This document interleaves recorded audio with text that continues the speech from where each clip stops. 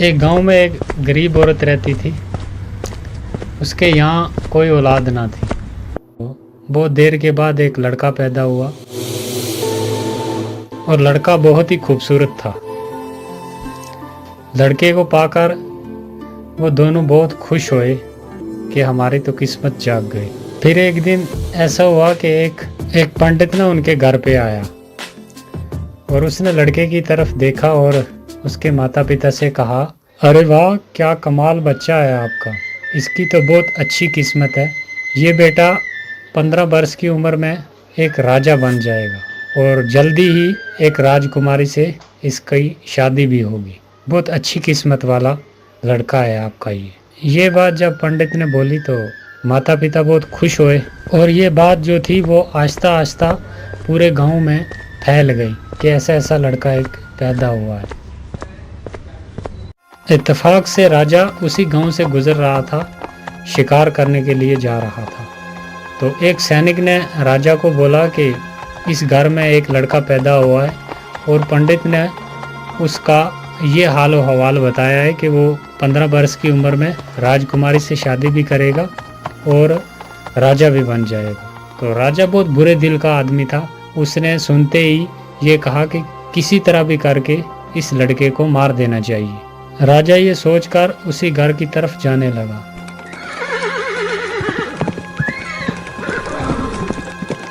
चलते चलते जब उस घर पहुंच गया तो उसने उस लड़के के माता पिता से कहा,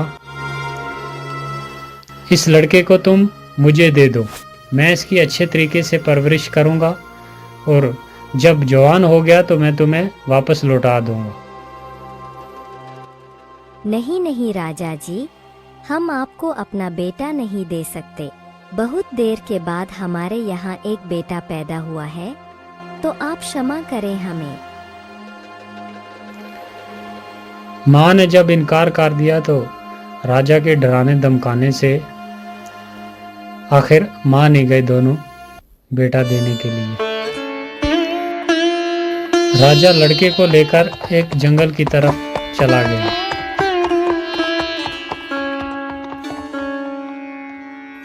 और चलते चलते रास्ते में एक दरिया आ गया और उसने एक बक्से में बंद करके उस लड़के को दरिया में छोड़ दिया। बादशाह जिस वक्त बक्से को दरिया में डाल रहा था तो जंगल की परियां सैर के लिए आई हुई थी। परियां बहुत ही नेक दिल की थी। परियों को बच्चे पे बहुत तरस आया और उसने उस बक्स की हिफाजत शुरू कर दी। बहुत दूर तक परियां उसके साथ गईं। चलते चलते आगे नदी के किनारे एक जिम्मेदार का मकान आ गया और उसकी पत्नी जो थी वो नदी के किनारे घूमने के लिए आई हुई थी। तो उसने देखा कि एक बक्स तैरता हुआ उसके पास आ रहा है।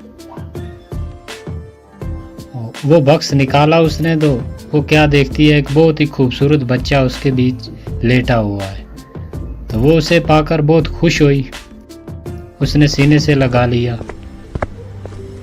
फिर वो उसे लेकर अपने घर चली गई। जब घर पहुंची तो अपने पति से कहा, देखो जी, ऊपर वाले ने अपनी मर्जी से मुझे ये बेटा दिया है, मैं इसकी परवरिश करूंगी अच्छे तरीके से, आज से यही हमारा बेटा है।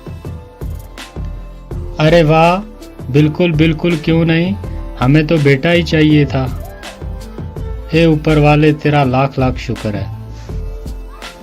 बच्चे को पाकर ये दोनों पति पत्नी बहुत ही खुश हुए और खुशी खुशी अपनी ज़िंदगी गुजारने लगे और बच्चे की बहुत अच्छे तरीके से परवरिश की। उसके लाडो प्यार में वक्त का पता ही नहीं चला। तो देखते देखते 15 वर्ष गुजर गए और वो बच्चा 15 वर्ष का जवान हो गया। और तकदीर एक बार फिर बच्चे को उसी मोड़ पर ले आई। एक दिन बादशाह शिकार के लिए निकला। चलते चलते बहुत दूर निकल गया और रात हो गई। बादशाह ने सिपाहियों से कहा कि जाओ देखो, यहाँ नज़दीक कोई जगह है रात ठहरने के लिए। तो सिपाही हुक्म पाते ही चले गए। सिपाहियों ने वापस आकर अर्ज किया कि हुजूर, यहाँ से थोड़ी दूरी पर दरिया के किनारे एक जिम्मेदार का मकान है। बादशाह ने सिपाहियों के साथ जिम्मेदार के मकान पर चला गया।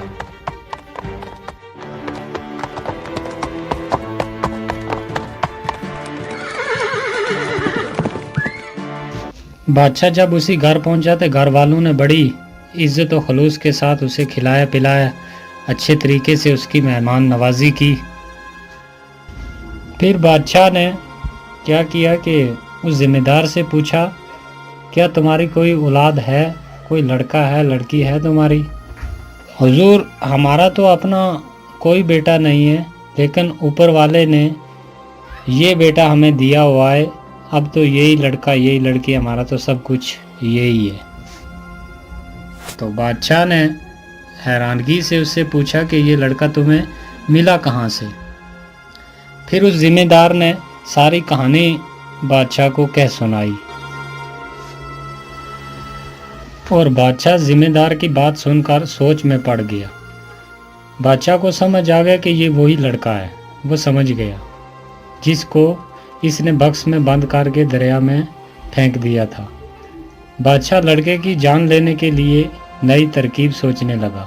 आखिर एक तरकीब सूझ ही गई उसे। बादशाह ने जिम्मेदार से कहा, क्या तुम्हारा लड़का मेरा एक काम कर देगा? जिम्मेदार ने जवाब दिया, बड़ी खुशी से हुजूर, आप बादशाह हैं, आपका कहना कैसे मोड़ सकते हैं, आप हुक्म कीजिए। तो बादशाह ने कहा कि मेरा ये खत लेकर अपने लड़के को फौरन मेरे शाही महल भेजो।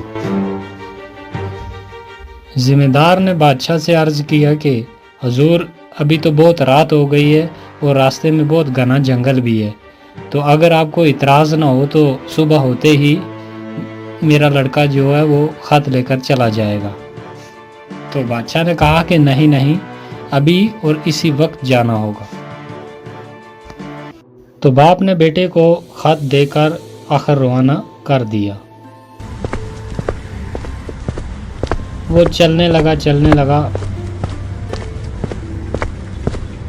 चलते चलते आगे घना जंगल आ गया और काफ़ी रात भी हो गई थी। तो उसे नींद आ गई, एक पेड़ के नीचे सो गया।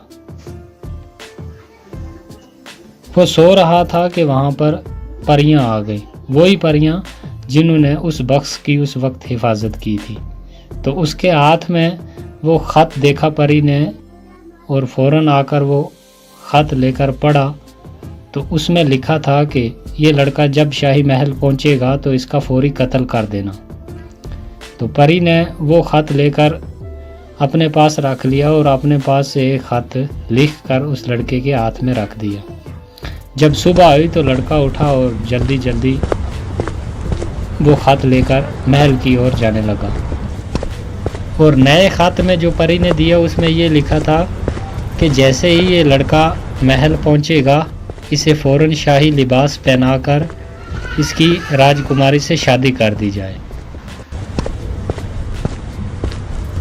और लड़के ने वो ख़त लेकर रानी को जब दिया तो रानी ने पढ़कर बड़ी हैरत से उसकी लड़के की तरफ देखती रही, क्योंकि बादशाह का हुक्म था तो वो भी इनकार नहीं कर सकती थी।